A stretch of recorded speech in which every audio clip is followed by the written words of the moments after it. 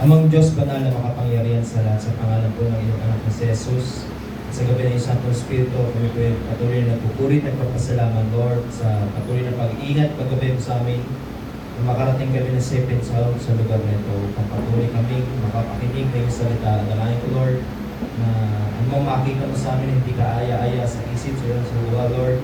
Patuloy po, O Diyos, sinusuko namin ito sa iyong paanan. Cleanse us, purify us, sanctify us, maging karapat-dapat kami sa oras ito. Upang yung salita mo na aming mapagtulay-tulayan, Lord, ay maging sa aming puso, Panginoon, at ito'y magrema pang sa aming buhay, Lord God. At i-share po namin ito sa iba, Lord God. At patuloy, O Diyos, ang gawain ay patuloy na lumawak, Panginoon. Lord, gawin yung Santo Espiritu, Lord, sa aming pag-aaral, Lord God. At ikaw, Lord, ang mataas, ikaw ang matakila, at ang tagumpay ang kinamin sa pangalan po ng iyong anak si Jesus. Amen, amen. Tayo po ay makakaupo na po. Amen. Isang mapagpalang umaga po sa ating lahat. Amen. So, ang ating pong text po ay sa aklat po ng Joel. So, bakit po tayo napunta sa Joel? Kasi nga po nag-usap kami ni Sister Ernst. Well, nakita naman natin nakaraan. Sino bida? Joel. Ano nangyari ngayon sa ating Pilipinas? So, nag-usap kami doon. And the Holy Spirit led us to Book of Joel. Nakita natin dyan very few chapter. 3 chapter. But makikita natin doon yung powerful message mula sa aklat ng Joel. So, ang title po ng ating mensahe ngayon sa umaga is Return to Me from Joel chapter 2 verse 12 to 13. Ano po sabi dito sa Tagalog? Sabi po dito sa Joel chapter 2, isang panawagan upang magsisi. Kasi po parang itong June po is about prayer. So, in Joel chapter 2 verse 12, sabi po dito, gayon may ngayon, sabi ng Panginoon, manumbalik kayo sa akin ng inyong buong puso, na may pag-aayuno at may pagtangis at pagdadalamhati. Verse 13, at punitin ninyo ang inyong mga puso, hindi po yung damit, at manumbalik kayo sa Panginoon ninyong Diyos sapagkat siya'y mapagbiyaya at mahabagin, hindi magagalitin at sagana sa tapat na pag-ibig at nalulungkot sa kasamaan. Amen. Purihin po ang Diyos sa kanyang salita. Amen. So si Joel po ay anak ni Petuel. Yun lang po yung sinabi ko sa aklat. Wala na pong ibang detalye. Pero siya po ay makikita natin na i-speak din siya, nagsasalita, nagpa-prophesy about sa templo. Kasi makikita natin dito in chapter 1, point number 1 natin, from the tribe of Judah, nakita dito sa chapter 1, yung isang nation, o ito nga po yung Judah, is in national disaster. So, the nation is shaking. Mababasa natin yan sa chapter 1, sabi dito, at ang salita ng Panginoon ay dumating kay Joel na anak ni Petuel. Pakinggan niyo ito, o matatanda. Pakinggan ninyo kayong lahat na ninirahan sa lupain. May nangyari na bang ganitong bagay sa inyong mga araw o sa mga araw ng inyong mga ninuno? Sabihin ninyo sa inyong mga anak at ng inyong mga anak, sa kanilang mga anak at ng kanilang mga anak sa susunod na salinlahi. Ang iniwan ng nagngangat-ngat na balang, or English, locust, ay kinain ng kuyog na balang. Ang iniwang ng kuyog na balang ay kinain ng gumagapang na balang. At ang iniwan ng gumagapang na balang ay kinain ng maninirang balang. Kaya sabi sa verse 5, gising kayong mga maglalasing at umiyak kayo. Tumangis kayo, kayong lahat na manginginom ng alak. Kasi po, ang pangunahing pinagkukuha ng kabayan ng Israel doon is gumagawa sila ng wine. So yung kabasan nila. Dahil sa matamis na alak na inilayo sa inyong bibig, ibig sabihin, inalis talaga, kinain. Kinain ng balang lahat. Sapagkat ang isang bansa ay sumasalakay sa aking lupain, malakas at di mabilang. Biro yung po yun, inihambling yung lokos sa isang bukbo na hindi mabilang. Ang kanyang mga ngipin ay mga ngipin ng leon at siya'y may mga pangil ng babaeng leon. Kanyang sinisira ang aking puno ng ubas at sinibak ang aking puno ng igos. Kanyang binalatan at tinihagis, ang kanilang mga sanga ay pumuti. Managhoy ka na parang birheng may bigkis ng damit sako para sa asawa ng kanyang kabataan. Para sa asawa ng kanyang kabataan, verse 9, ang handog na butil at ang handog ng inumin ay inalis na sa bahay ng Panginoon. So inalis yung pinagkukuhanan nila ng hanap buhay, kumbaga economy, yung agricultural nila, inalis. Ngayon, even in the temple, wala na silang papaghandugan. Kasi all has been devastated, ruined. The nation is under attack ng locust, mga balang. So makikita natin in Exodus, di ba? Yung balang plague na pinadala din ng Panginoon para sa taga-Ehipto. Ngayon, ito po, dumaan ang isang locust sa kanila para tanggalin ang lahat. Makikita din natin in Revelation chapter 9, yung locust na yan. Diba po? So in chapter 1, the nation is undertaken because being talagang inalis lahat ang kanilang pinagkukuhanan, ang kanilang yung joy nila, yung peace nila, inalis. Yung pinaka-economy nila, agricultural nila, inalis. Ngayon dumating pa ang isang drought. Kumbaga El Nino, tagtuyo. Ngayon wala nang makuhanan, walang mainom. Kaya po, ganito ang sabi ng Panginoon kay Joel. Pinapasabi. Kaya po sabi dito, isang panawagan upang magsisi. Kaya man, ngayon, sabi ng Panginoon, manumbalik kayo sa akin. Nang may pag-aayuno at may pagtangis at pagdadalamhati at punitin ninyo ang inyong mga puso at hindi ang inyong mga damit. Manumbalik kayo sa Panginoon ninyong Diyos sapagkat siya'y mapagbiyaya at mahabagin. Hindi magagalitin at sagana at tapat sa pag-ibig at nalulungkot sa kasamaan. So ang ating Panginoon nalulungkot sa kasamaan.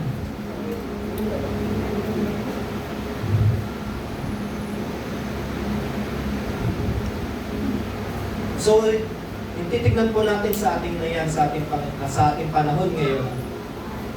Nakikita natin yung corruption. Talaga nabuksan yung isipan natin. Dahil kung nanood lang tayo ng TV, hindi natin nakikita sa ibang platform kung gaano talaga yung nangyayari sa ating Pilipinas. And one way din ng Lord na ipakita sa atin ang lahat. Kaya nagiging question sa isipan natin, bakit nangyayari ito? Nasaan ang Diyos? Nasaan ang ating seguridad? Tayo ba'y nagtitiwala sa ating mga pinagluluukan ng ating pansin kaysa pinagluluukan natin ng tiwala ang ating Diyos? Ang Diyos ba ay nagagalit sa atin? Diba sa nangyayari sa atin ngayon? Lalo na, kabi-kabila ang lindol. Marami ang nawala, nasira. So, titingnan po natin sa perspective ng aklat ni Joel sa chapter 1 na ito. Iba ang perspective na pinapakita ni Joel.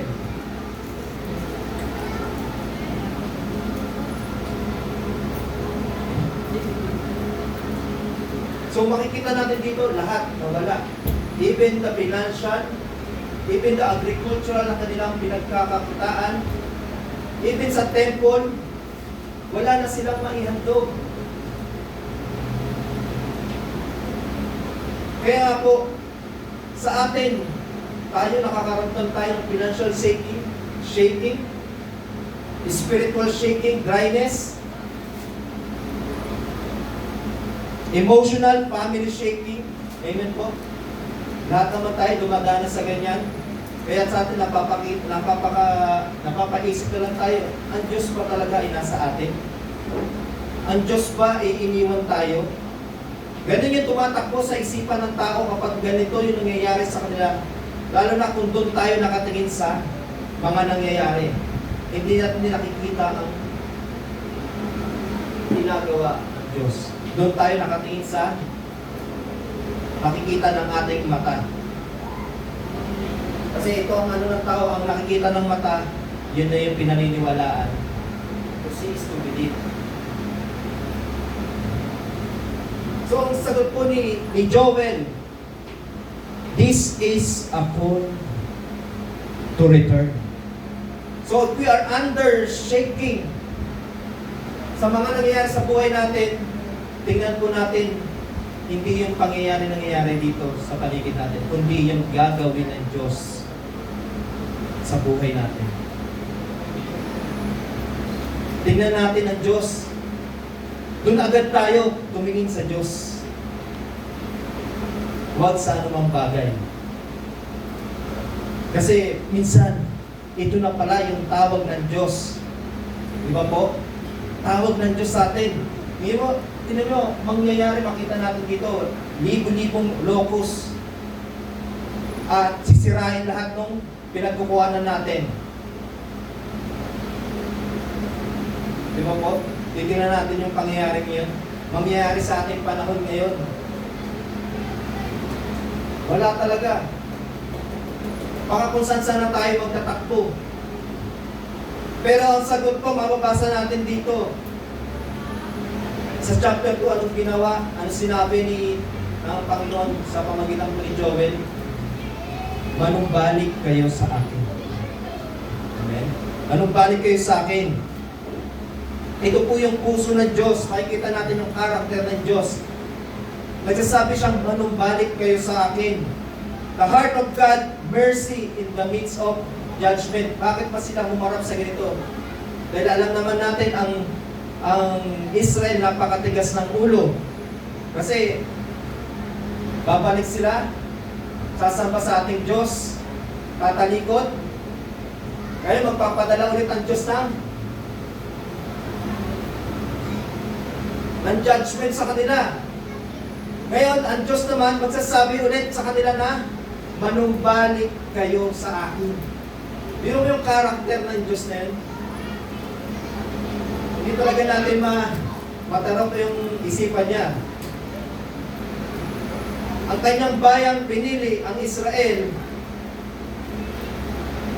nakapagsisi, manumbalik sa Panginoon, tatalikod ulit, sasamba sa iba't ibang Diyos-Diyosan, gagawa ng karumal-dumal sa harapan ng Diyos, pero nananawagan ulit ng Diyos sa kanila, manumbalik kayo sa akin.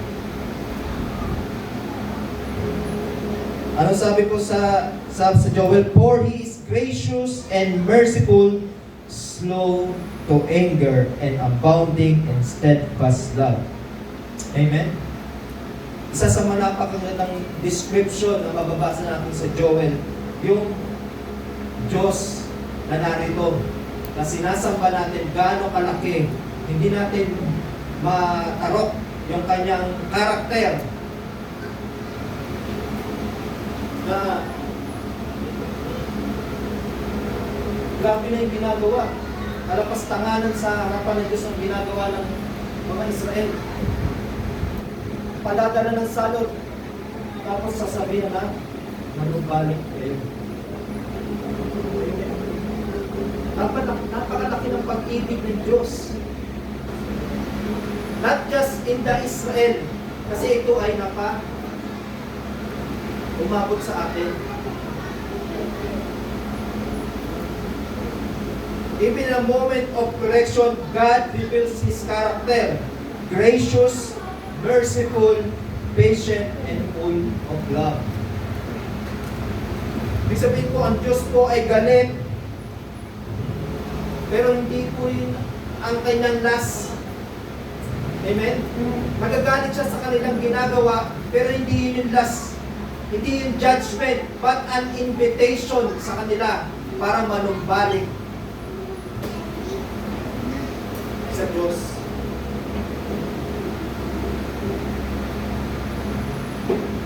Kaya tayo napapatanong, bakit? At the same time, ang Diyos ay nagiging merciful sa ganong ginagawa ng taga-Israel. At makikita natin dito yung pinaka-prophesy sa aklat ni Joel.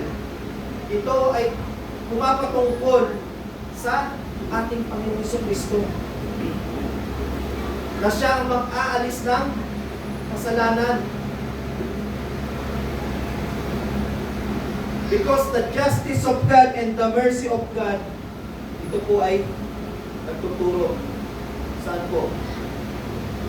Sa ginawa ng aming Panginoong Hesus, nang siya ay sumunod sa kalooban ng Diyos, na siya ay mapako. At doon,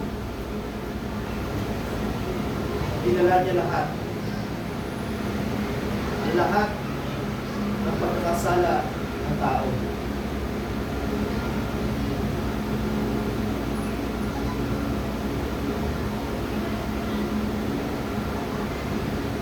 Bakit po? Dahil ang point po natin dito is Christ. Siya po yung center ng ating restoration.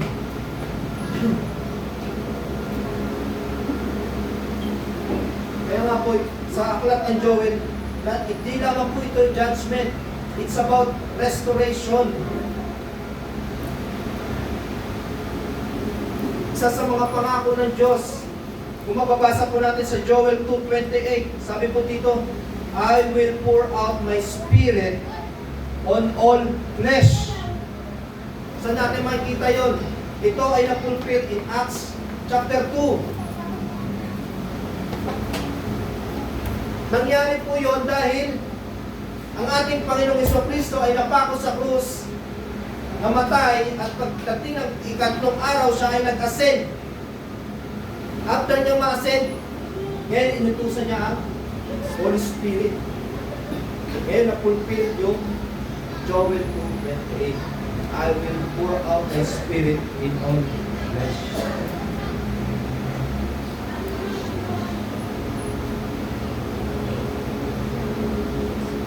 Naging possible ito dahil sa ating Panginoong Jesucristo.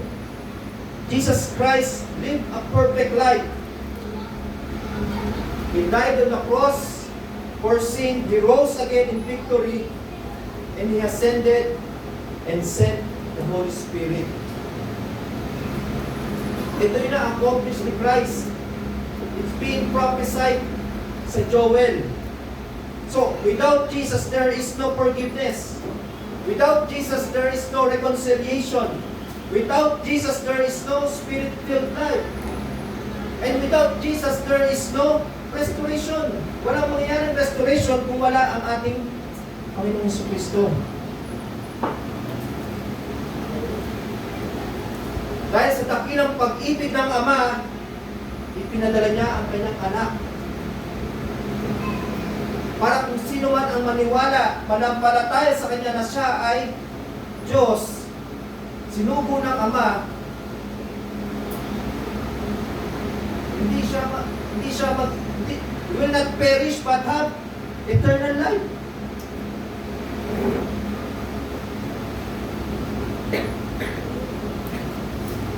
Kaya nga po ng ating Panginoong Jesucristo, Nagampanan niya ang kanyang tungkulin. Ngayon, ang mga tao, those who have nakaranas ng mga kaguluhan, brokenness sa kanilang buhay, is being restored.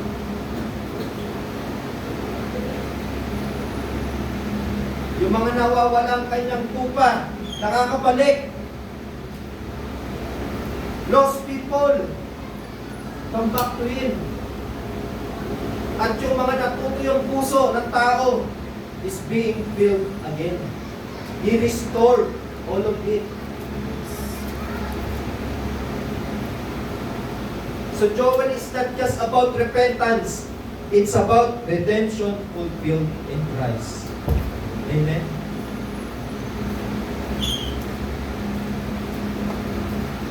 Mabilis lang po tayo. Okay? Kasi po, napakaganda yung makikita natin sa aklat ng Joel. Basahin po natin sa ating sa bahay. Kasi makikita mo yung puso ng Diyos kung gaano niya iniibig ang mga Israel, ganun din niya tayo iniibig.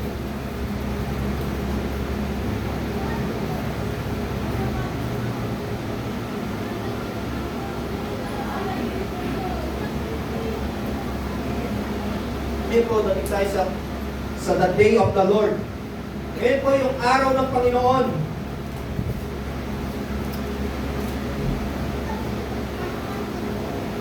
Ito ba ay kinatatakutan? O ito ay pag-asa?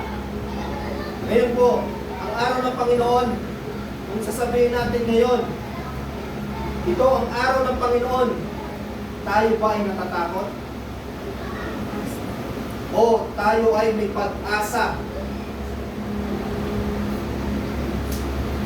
So kapag ikaw ay nakalapas, hindi nakakakilala sa ating Panginoon, siyempre ikaw ay matatakot ka. Pero kung ikaw ay alam mong ikaw ay nakaklik kay Kristo, ikaw ay merong pag-asa. Bakit? Then, you will be redeemed. Wala na ang kahirapan. Aalisin ka na ng Diyos.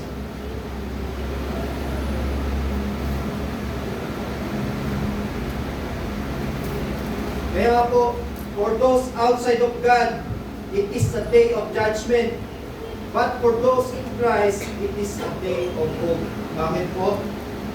Because Jesus already took judgment Himself. Nga po, at the cross, kinuha na ng ating Panginoon sa Kristo yun. Kaya nga po sabi sa Romans 8:1, believers no longer wait for condemnation. We wait for redemption. Ano po sasabi sa Romans 8:1? There is now no condemnation for those who are in Christ Jesus. Kaya po, ang tanong ay, ganito ang tanong kasi po are you afraid of the coming day? Hindi na po yan ang tanong ngayon. Are you in Christ? Matakot ka kapag ikaw ay wala pa kay Kristo. Kaya sabi mo sa iyong katabi, are you in Christ? Amen? Hindi ko alam ang sagot dyan, kayo nakakaalam yan. Amen?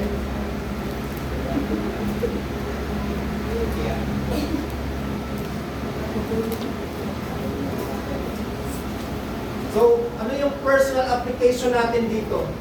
Ang makukuha natin dito sa aklat ng Joel. So, ang message po ng Diyos through Joel is napakasimple po. Return to me. Return to me. So, sa nangyayari sa buhay po natin ngayon, may nagpapadala ng letter, ilang may taning na, anong kailangan gawin? Sabi ng Panginoon, return to me. Baka kailangan alisin lahat yan para lang, baka akala natin, Maganda lahat ng galawan natin, yung kantahan natin. Pero hindi natin alam, ang Diyos na nakakita, kailangan maalis para tayong lubusang balik sa Kanya. Return to me. Hindi lang basta ikaw i-return lang basta-basta. Ano sabi sa Joel 2? Manumbalik kayong may pag-aayuno. Can we apply that sa buhay natin? Amen? Mga kapatid, in our Christian life, parte po ng ating buhay yung pag-aayuno.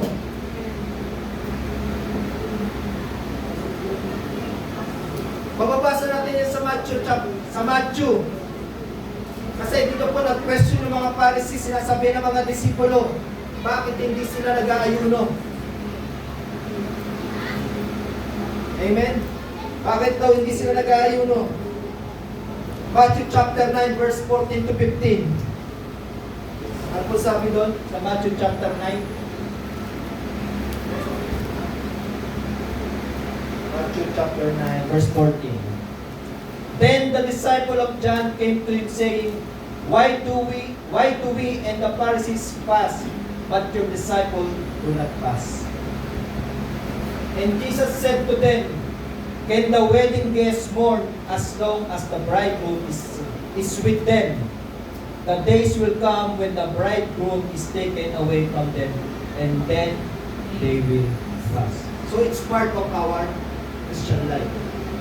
Amen. Hindi lang basta tayo nananalangin.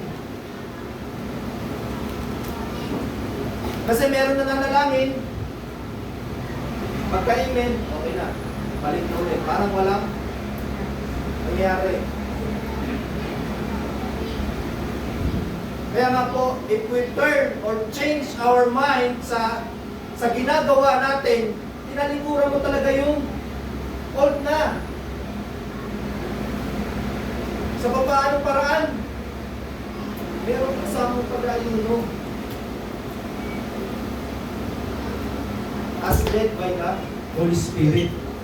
Baka mag-aayuno ka naman, wala ka naman. Not led by the Holy Spirit.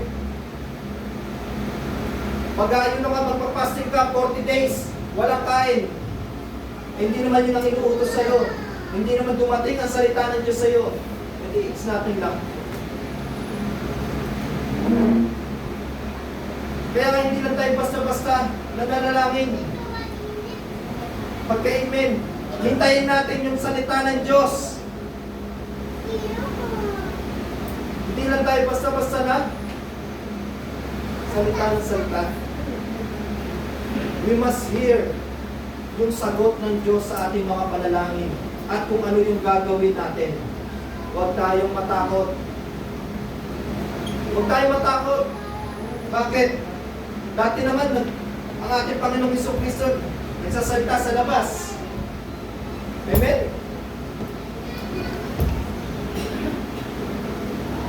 Bale mo, yung palayan na yun sa atin, lumamas ngayon.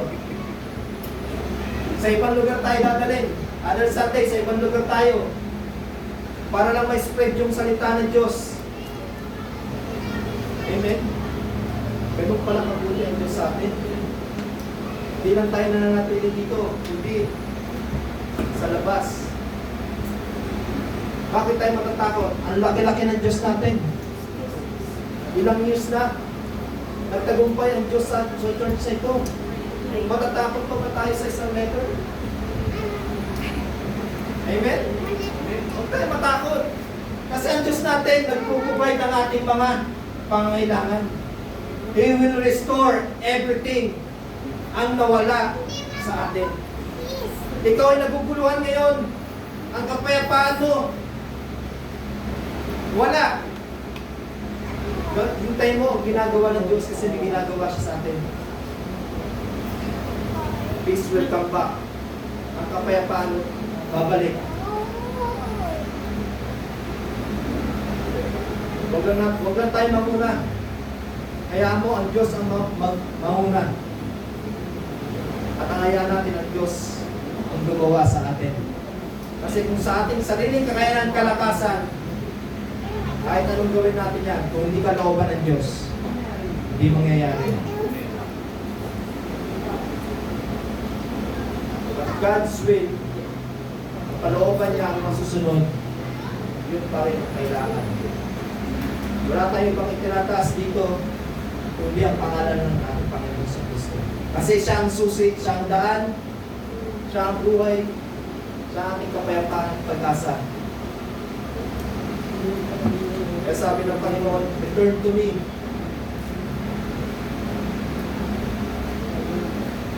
Like Judah, maybe spiritually dry, busy but empty, close in activity but far in heart. Tingnan natin yun. Napaka-busy in every activity. Pero ang puso pala napakalayo sa Diyos. Wounded by life and slowly drifting away from the Lord. Kaya po sabi ng Diyos, hindi niya sinasabi na ayusin mo muna yung sarili. Ayusin mo muna ang mga nasira, kundi return to me. Because restoration begins with return to God.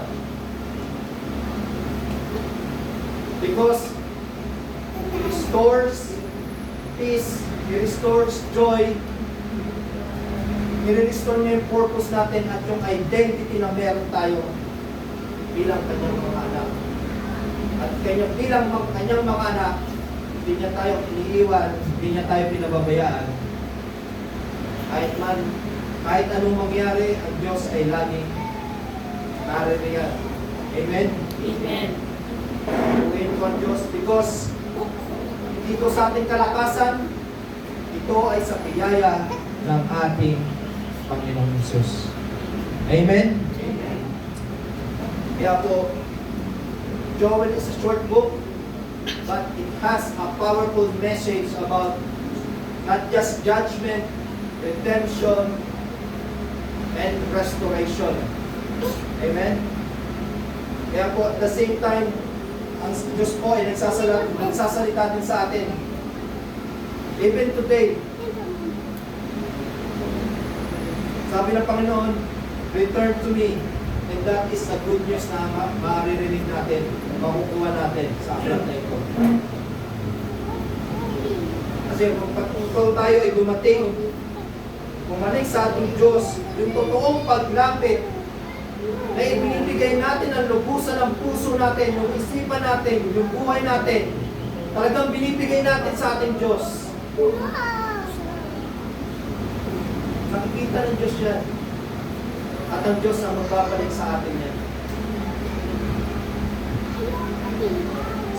Kaya po, when God brought back everything, yung purpose po natin, makikita natin, not just on this, it will be greater sa purpose po ng Diyos sa buhay natin. Hindi po yung purpose natin, ang kalooban natin, ang purpose at ang kalooban ng Diyos ang masusunod sa buhay natin. Amen po? Because you are restored. Amen? You are being restored by God. Kaya po, tayo po yung pasalamat sa Diyos sa kabutihan niya. Hallelujah.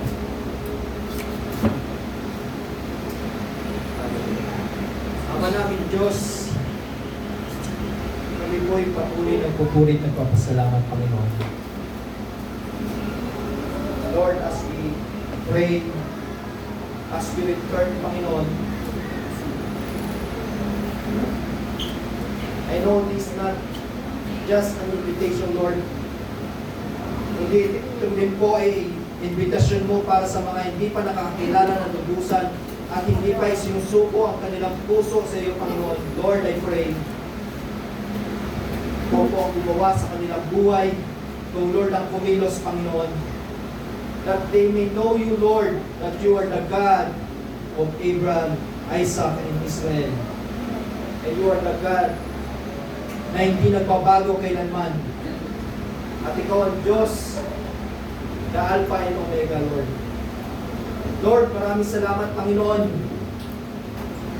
sa oras nito, Lord. Alam ko, Lord, Panginoon, na nakikita mo ang kalagayan namin. Lord, we pray, Lord, ang kalooban mo ang siyang masunod, hindi ang kalooban namin. Ikaw ang mataas, sapagkat wala kaming ibang itinataas sa lugar na ito, kundi ang pangalan po ng iyong anak ng si Jesus. Ikaw ang nagkaloob, ikaw din po ang nag-aanis, Lord. Kanino kami matatakot? Matatakot kami sa iyo, Panginoon, kung wala ka sa aming buhay. Kung wala ka, Panginoon, kung hindi ka kikilos, Lord, hindi ka. Kaya, Lord, we give it to your hands, Panginoon. Whatever, Panginoon, situation we are in, Panginoon, sa buhay po namin, financially, spiritually, emotionally, Lord, even sa aming mga pamilya, Lord. Lord, alam ko, Lord, ikaw ang aming pag-asa, ikaw ang aming kapayapaan sa ganitong sitwasyon, Lord. Because you are under control, Panginoon, sa buhay po namin, Lord. You restore everything, Panginoon. Ang mga nawala, Panginoon. We also pray, Panginoon, sa mga nasira ang kanilang tahanan, Panginoon. Ang gawa ng lindol, Lord. We thank you, Lord, dahil nakita mo, Panginoon. Nakita namin, Panginoon, na ikaw ang Diyos ang gumagawa, Panginoon.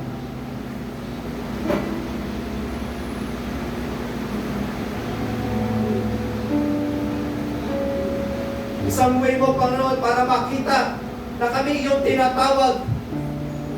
Bumalik na totoong pagbabalik sa iyo. Na ito hindi laro lamang, kundi ito isang relasyon na nawala at naibalik sa pamagitan ng iyong anak na si Jesus, Lord. Maraming salamat sa pag-ibig mo. Na nakilala namin ang iyong anak na si Jesus. Kaya, Lord, nananampalataya kami, Lord. Whatever broken, Panginoon, sa mga pamilya na wala ng buhay, Panginoon, ikaw, Lord, ang mag-comfort sa kanila. Ikaw ang magbalik, Panginoon, ano mang nawala sa kanila.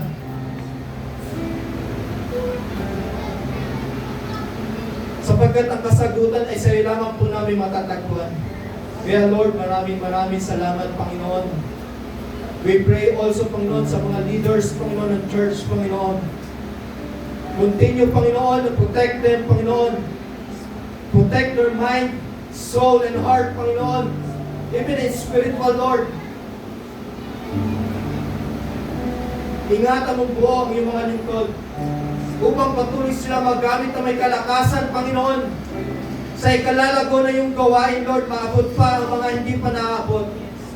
Sapagkat ang iyong pagbabalik, Panginoon, ay nalalapit na.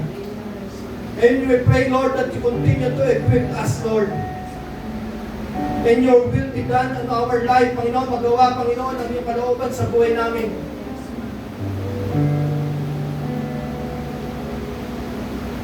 Lord, maraming salamat, Panginoon, sa umagang ito. Pero lang po, Lord, pinagtatagumpay mo ang iyong mga lingkod, Panginoon. Ang iyong mga anak sa mga oras na ito. Kami hindi uuwi nang kulang, kundi kami uuwi, Panginoon, ng sagana sa iyo. Because you are with us. And you will never leave us nor forsake us. Lord, maraming salamat, Panginoon, sa umagang ito. Ikaw ang aming tinataas, ikaw ang aming tinatakila sa iyong kabutihan, Panginoon. Kaya, Lord,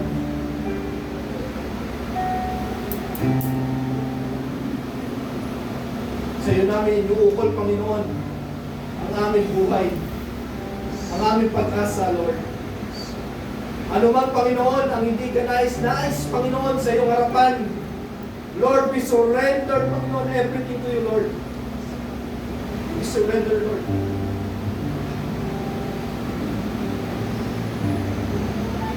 Kung ano man nagawa ng aming mga isipan, ng aming kamay, hakbang ng aming mga paa na hindi ka lugod-lugod sa iyo, Panginoon. Lord, forgive us. Patawarin mo ang iyong bayan, Panginoon. Patawarin mo ang bayan ng Pilipinas, Panginoon. Patawarin mo ang iyong mga anak, Panginoon. Sa anumang pagkukulang, Panginoon, nagawa, Panginoon. Lord, kami nagpapasalamat, Panginoon, dahil ang iyong biyaya ay sapat sa araw-araw ng aming buhay. We thank you, Lord, for the forgiveness of our sin, Panginoon. Buhat sa iyong anak si Jesu Cristo, Panginoon.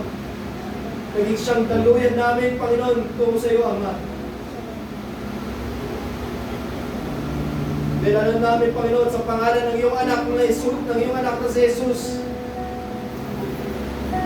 everything will be restored. Our soul will be restored, Panginoon. Our spirit, our broken spirit will be restored, Panginoon. Our broken heart will be became new, Panginoon. Para sa ikaluwalhati ng iyong pangalan, ikaw ay mapaglingkuran ng buong puso, buong kaluluwa, buong spirito, Panginoon. Sapagkat ikaw ay humahanap, Panginoon, sa oras ito. Ikaw ay nakatingin, nasasamba, Panginoon, na totoo. Totoong may pusong paglilingkod sa iyo. Totoong kaluluwa, nagbibigay sa iyo ng kalugod-lugod. At ang Espiritong nakatingin sa iyo, Panginoon. Isa naman bagay, Lord, maraming salamat. Because alam ko, Lord, nakikita mo kami, Panginoon. Wala kami may tatago sa iyo. Kami hubad sa iyong harapan. Lord, we thank you, Lord. Kaya alam ko, Lord, ikaw ay nagbukas, Panginoon, ng window of opportunity, Panginoon, sa sambahan ito. Na makita namin ang iyong buka, Panginoon, na ikaw ang Diyos na hindi nagmamaliw kailanman. Natapat ka sa iyong pangako, Panginoon.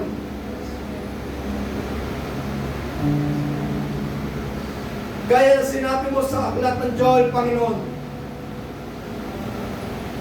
ang lahat ng tatawag sa iyong pangalan, Panginoon, ay maliligtas. Ang lahat ng tumatawag sa iyong pangalan, Panginoon, you will restore everything. Kaya Lord, naniniwala ko na nanampalataya ako sa iyong anak na si Jesus, that everything is under your control, Panginoon. Kaya Lord, pinupuri ka namin, pinasalamatan sa umagang ito. Sa iyong biyaya at awa kami umaasa. Purihin ka, dakilahin ka. Salamat sa tagumpay sa iyong gawain, Panginoon.